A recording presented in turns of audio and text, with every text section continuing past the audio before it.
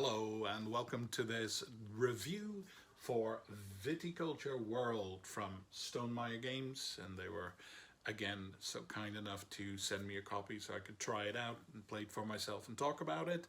And as always, with the strict rule, be honest, say whatever you like, and you don't need to worry about it because we're not going to look at it. We're just going to immediately post it on the Stonemaier website. So that to me says they are quite confident on what they put out on the market. In the case of Viticulture, again, rightfully so, because it's a good one. It is an expansion, and you need the base game of Viticulture to actually play it. But also, if you're already familiar with the Viticulture base game, this expansion is quite easy to learn.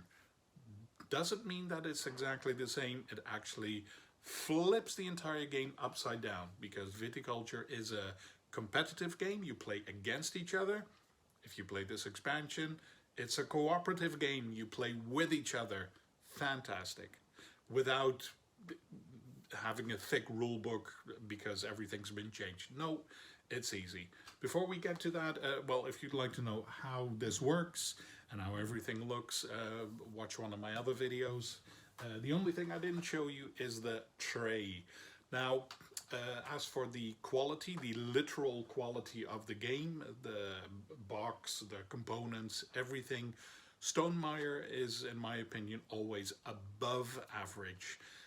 It's good quality, plus also functional. It's clearly to see that the owner of the company, Jamie Stegmaier, is a gamer himself, because he makes sure that everything is as easy as possible as you can.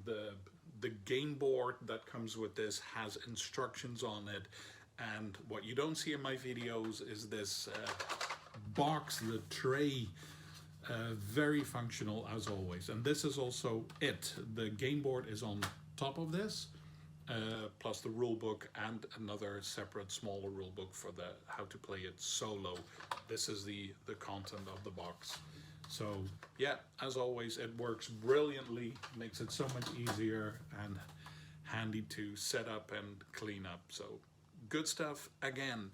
Now, the game itself, as I said, it's easy to learn if you know Viticulture. Is it easy to win now that you're all playing together? No, it is not.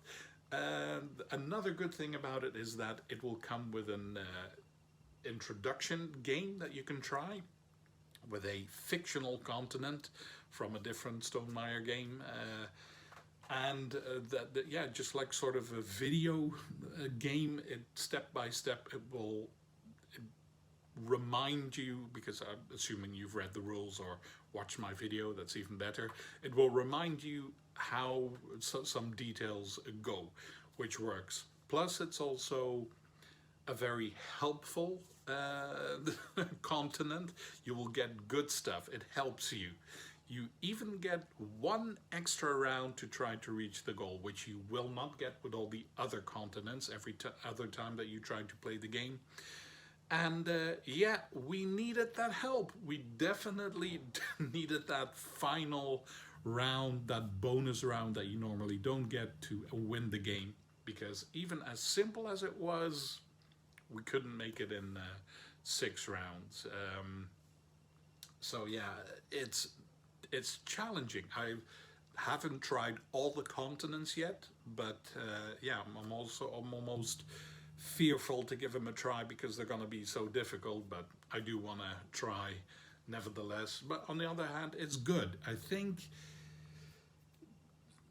pushing toward this level together will may possibly improve your regular Viticulture game. So it will make you understand that you really have to think hard about your choices.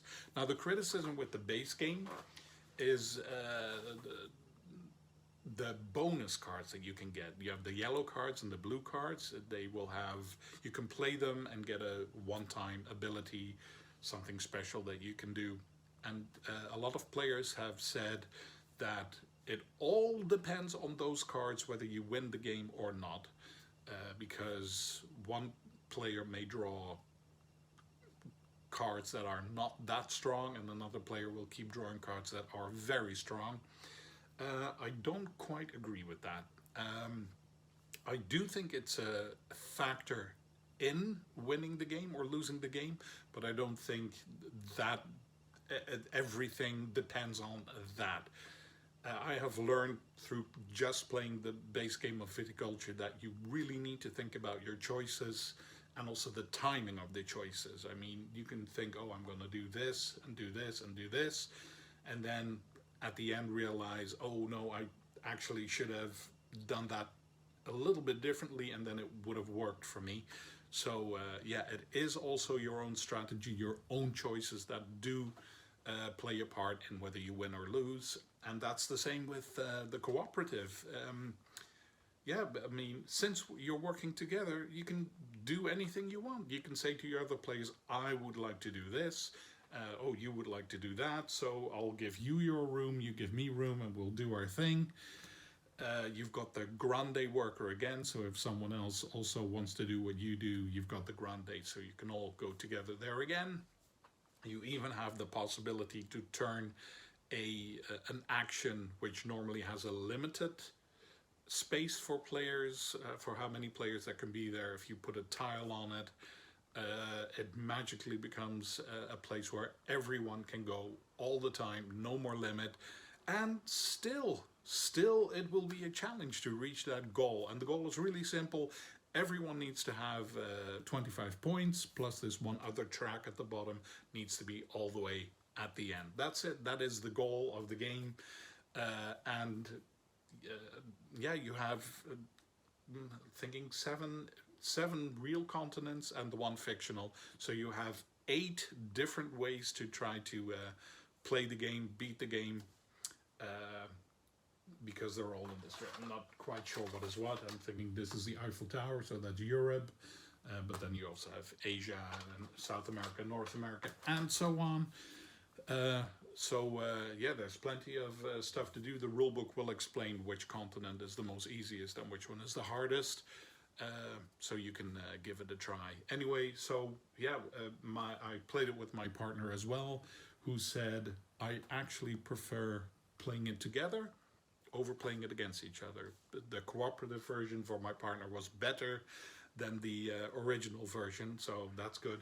I like both, so I'm happy to keep trying this one, to try and yeah, get to the end like a video game. The final continent, the most hardest one, will be the boss level that you need to try to beat. So I am gonna give that a go. Yeah, and plus, again, if it also matches, it's compatible with other expansions. That's also a nice thing.